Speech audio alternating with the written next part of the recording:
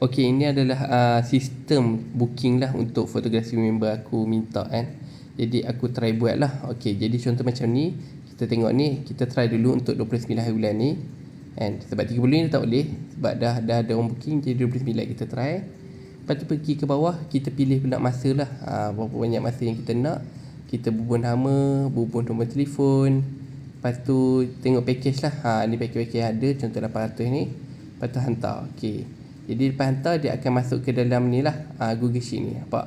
Dah selesai, dia akan masuk Google Sheet. Nampak tu, risihan tu. Okey, jadi saya target ni.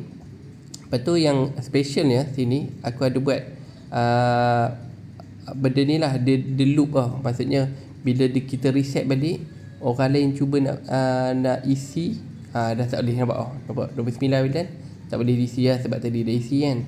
Okey, lepas tu ada lagi satu, kalau ada lagi satu lah, benda special kat ni, iaitu ada admin panel. Okey, jadi kat ni aku letak password lah, ID dengan password, admin dengan admin 123. Lepas tu kita masuk. Okey, nampak dekat ni adalah berapa history dia, history yang orang dah booking. Jadi bolehlah admin tu rujuk balik kan. Jadi senang lah. Okey, dekat situ ada berapa hari bulan dan berapa hari bulan kan. Okey, jadi kalau korang nak belajar cara dia buat dia step by step, pergi kat Linktree aku, kat profile aku. Lepas tu pergi kat Canva Automation System. Dekat tu ada video, ada PDF prompt dan sebagainya lah. Jadi semoga berjaya lah. Okey.